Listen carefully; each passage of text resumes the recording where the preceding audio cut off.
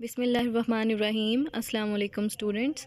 आज हम पढ़ेंगे चैप्टर नंबर 26, लेक्चर नंबर 28 और हमारा आज का टॉपिक है मेजर इकोसिस्टम्स ऑफ पाकिस्तान। मतलब आज के इस लेक्चर में हम पढ़ने वाले हैं कि पाकिस्तान के जो डिफरेंट इकोसिस्टम्स हैं, जो मेजर इकोसिस्टम्स हैं, वो कौन कौन से हैं और कौन कौन से एरियाज़ में पाए जाते हैं। ओवरऑल अगर हम देखें टेरेस्ट्रियल इकोसिस्टम जो हैं उनको हम कितनी कैटेगरीज़ में डिवाइड करते हैं, तो जो टेरेस्ट्रियल इकोसिस्टम है उनको हम डिवाइड करते हैं ओवरऑल 4 मेजर कैटेगरीज़ में।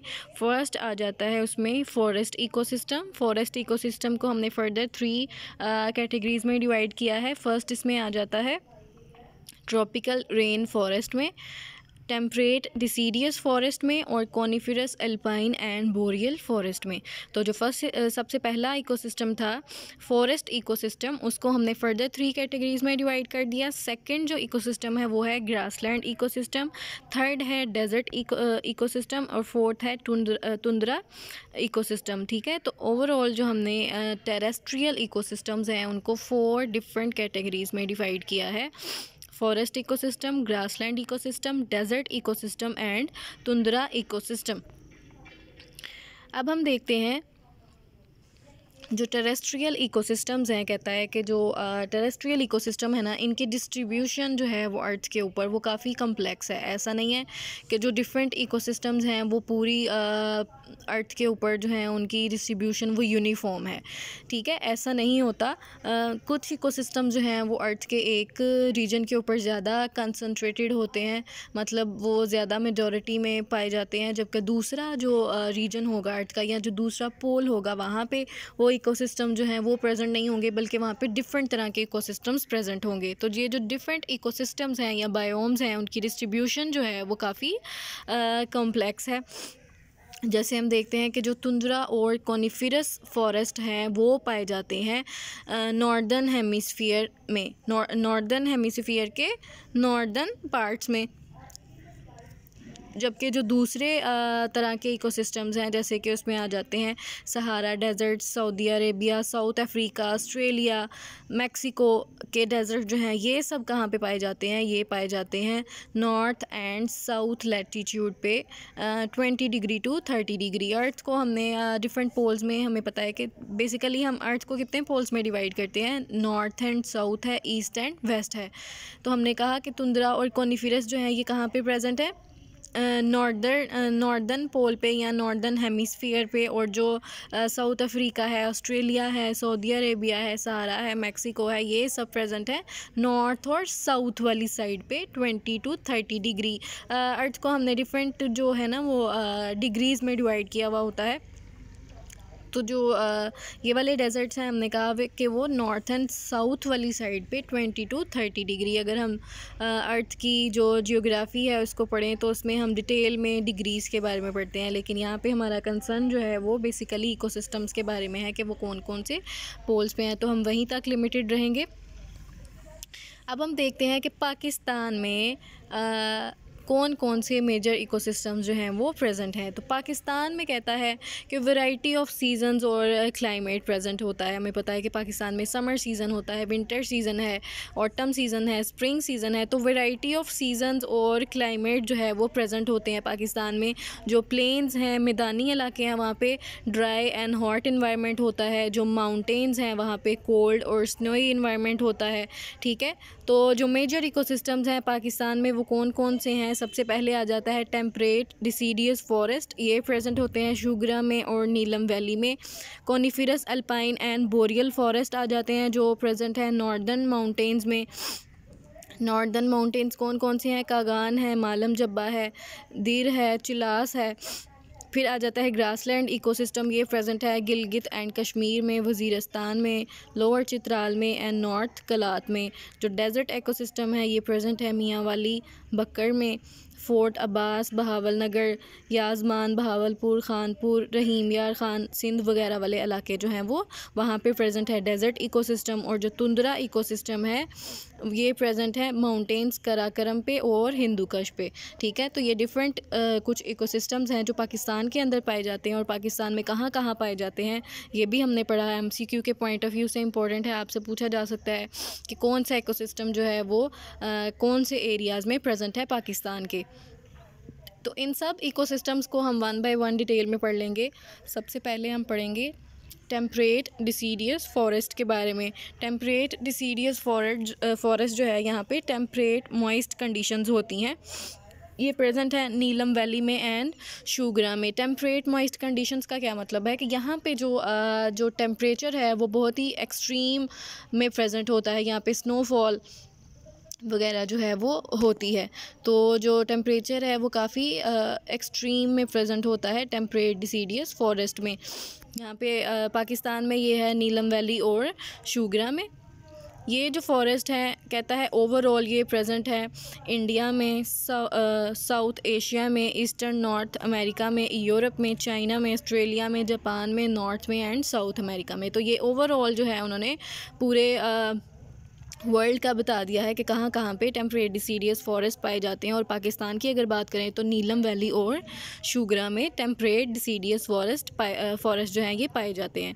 कहता है कि ये इक्वेटर से स्लाइटली अवे जो हैं ये पाए जाते हैं। इक्वेटर किसको हम बोलते हैं, अर्थ को हम मेनली 2 पोल्स में डिवाइड करते हैं, नॉर्थ में और साउथ में। तो दरमियान में जो मिड वाली जो लाइनिंग है या मिड वाला जो पोर्शन है अर्थ का उसको हम बोलते हैं इक्वेटर। तो इक्वेटर से थोड़ा ये अवे प्रेजेंट है टेम्परेट डिसीडियस फॉरेस्ट। यहाँ पे रेनफॉल जो है वो कांस्टेंट नहीं होता।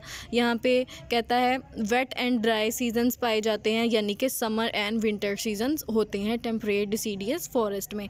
यहाँ पे डिस्टिंक्ट समर और विंटर सीजन्स होंगे। यहाँ पे गर्मियाँ और सर्दियाँ जो हैं वो दोनों सीजन्स प्रेजेंट होते हैं लेकिन एक्सट्रीम में।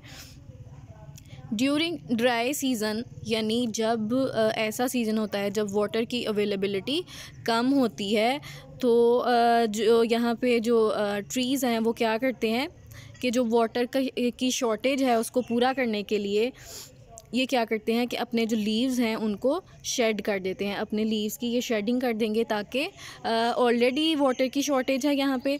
तो अगर हमें पता है कि जो स्टोमेटा है लीव्स के उनके थ्रू एवेपोरेशन होती है और जो वाटर है उसका लॉस कॉन्स्टेंटली होता रहता है।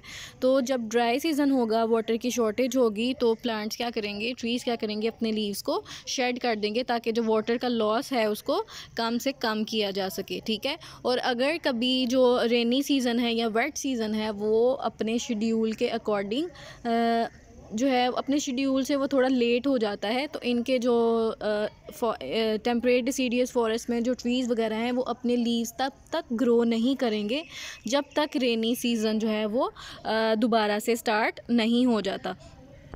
ठीक है, तो जब तक अगर जो रेनी सीज़न है उसमें थोड़ा डिले होगा तो इनके ट्रीज़ भी अपने लीव्स ग्रो नहीं करेंगे। ये अपने लीव्स तभी ग्रो करेंगे जब जो ड्राई सीज़न है वो उसका एंड हो जाएगा। रेनफॉल की अगर हम बात करें तो टेम्परेट डिसीडियस फॉरेस्ट में ऑलमोस्ट 750 टू 1500 मिलीमीटर तक रेनफॉल होता है। टेम्परेचर जो है वो 4 डिग्री से 30 डिग्री सी तक जो है उसकी रेंज होती है। प्लांट स्पीशीज़ की अगर हम बात करें तो यहाँ पे वैरायटी ऑफ जो प्लांट्स हैं वो पाए जाते हैं। वो कौन कौन से प्लांट्स हैं जो मेजरली इन इकोसिस्टम में पाए जाते हैं, उसमें आ जाता है टेक्सस बेकाटा, पाइनस वेलिचियाना है, बर्बेरिस लाइसियम है। बहुत सारी हर्ब्स और श्रब्स की स्पीशीज़ हैं जिनकी जो हाइट है वो ऑलमोस्ट 5 मीटर तक होती है। इसके अलावा ग्रासेस, फर्न्स और हर्बेशियस प्लांट्स जो हैं वो भी प्रेजेंट होते हैं। और जो बॉटम वाली लेयर होती है ना, जो बॉटम लेयर या सबसे लोअर लेयर बनाते हैं, उसमें आ जाते हैं मोसिस, लिवरवर्ट्स, लाइकन्स वगैरह। ठीक है, तो ये क्या करते हैं, सबसे लोअर लेयर बनाते हैं, लाइकन्स, मोसिस, लिवरवर्ट्स। सबसे जो लैंड वाला एरिया है उसको ये कवर करते हैं और ये खुद कवर्ड होते हैं। जो लीफ लिटर होता है, जो ट्री से लीव शेड होते हैं, हमें पता है उसको हम लीफ लिटर बोलते हैं। तो जो सबसे जो लोअर लेयर होती है वो हमेशा लिटर से कवर्ड पाई जाती है। एनिमल लाइफ की अगर हम बात करें तो यहाँ पे जो कॉमन एनिमल्स हैं उसमें आ जाता है रीसस मंकी, यहाँ पे ब्लैक बियर आ जाता है, लियोपार्ड कैट आ जाती है, डियर आ जाते हैं, वुल्व्स आ जाते हैं, ठीक है। तो इसके अलावा बहुत सारे माइक्रो ऑर्गेनिज़म्स भी हैं जो माइक्रो ऑर्गेनिज़म हमें पता है कि डीकम्पोजिशन में इन्वॉल्व होते हैं, जैसे बैक्टीरिया और फंजाई वगैरह। तो ये माइक्रो ऑर्गेनिज़म क्या कर देते हैं, जो लिटर की फॉर्म में ऑर्गेनिक मैटर होता है उसकी डीकम्पोजिशन करते हैं, ठीक है। अगर हम सॉइल कंडीशन की बात करें, टेम्परेट डिसीडियस फॉरेस्ट की सॉइल कैसी होती है, जो डिफरेंट इकोसिस्टम्स होते हैं उनकी सॉइल कंडीशन डिफरेंट होती है, उनकी सॉइल जो है उनकी करैक्टरिस्टिक्स डिफरेंट होती हैं। तो अगर हम टेम्परेट डिसीडियस फॉरेस्ट की सॉइल कंडीशन की बात करते हैं तो कहता है यहाँ की जो सॉइल है वो ग्रेइश ब्राउन कलर की होती है और बहुत फर्टाइल और रिच सॉइल है। फर्टाइल होने का मतलब है कि यहाँ पे जो ऑर्गेनिक मैटर है वो बहुत ज़्यादा क्वांटिटी में पाया जाता है, तो इसलिए हम कहते हैं कि यहाँ की जो सॉइल है वो बहुत ही रिच है, फर्टाइल है, ये ज़्यादा से ज़्यादा प्लांट ग्रोथ को सपोर्ट करती है। और यहाँ की जो सॉइल है उसकी जो वाटर होल्डिंग कैपेसिटी है वो बहुत ज़्यादा होती है। वाटर होल्डिंग कैपेसिटी जो है वो हर सॉइल की डिफरेंट होती है। कुछ इकोसिस्टम की सॉइल्स ऐसी होती हैं जिनकी वाटर होल्डिंग कैपेसिटी बहुत कम होती है, मतलब वहाँ पे जो वाटर है वो स्टे नहीं करता, चाहे हम जितनी भी वाटरिंग करें। जिस सॉइल की वाटर होल्डिंग कैपेसिटी कम होती है ना, तो उसकी हम जितनी भी वहाँ पे वाटरिंग करते हैं तो वाटर जो है वो वहाँ पे स्टे नहीं करता, कुछ अरसे बाद वो सॉइल फिर से ड्राई हो जाती है। लेकिन जो इस इकोसिस्टम की सॉइल है वो बहुत मॉइस्ट रहती है क्योंकि उसकी वाटर होल्डिंग कैपेसिटी जो है वो ज़्यादा है। ह्यूमन इम्पैक्ट की अगर हम बात करें कि इंसानों का इस इकोसिस्टम में क्या अमल दखल रहा है, उन्होंने क्या इम्पैक्ट छोड़ा है अपना इस इकोसिस्टम के ऊपर, हमें पता है कि जो टेम्परेट डिसीडियस फॉरेस्ट हैं वहाँ पे लार्ज मैमल्स जो थे जैसे कि black bear, deer, bobcats वगैरह, माउंटेन लायंस जो थे वो अबंडेंस में पाए जाते थे। लेकिन ह्यूमंस ने क्या किया, इनका शिकार करना शुरू कर दिया, जिसकी वजह से इनकी जो पॉपुलेशन है वो आहिस्ता आहिस्ता कम होना शुरू हो गई। इसके अलावा या इन फॉरेस्ट की जो वुड है लंबर के तौर पे यूज़ होती है, ठीक है। तो इसके अलावा जो लैंड है उसको एग्रीकल्चरल पर्पसेस के लिए यूज़ करने के लिए भी जो फॉरेस्ट हैं उनको क्लियर किया जाना शुरू कर दिया, जिसकी वजह से जो टेम्परेट डिसीडियस फॉरेस्ट हैं इनमें काफ़ी हद तक कमी आई है, ये रिड्यूस्ड हो गए हैं, ठीक है। क्योंकि इंसानों ने क्या किया, एग्रीकल्चर के लिए दरख्तों को काटना शुरू कर दिया, इसके अलावा लंबर ऑब्टेन करने के लिए ताकि उसको डिफरेंट पर्पसेस के लिए यूज़ कर सकें, तो इनको वाइप आउट करना शुरू कर दिया, जिसकी वजह से इनका जो टोटल एरिया है वो काफ़ी रिड्यूस हुआ है।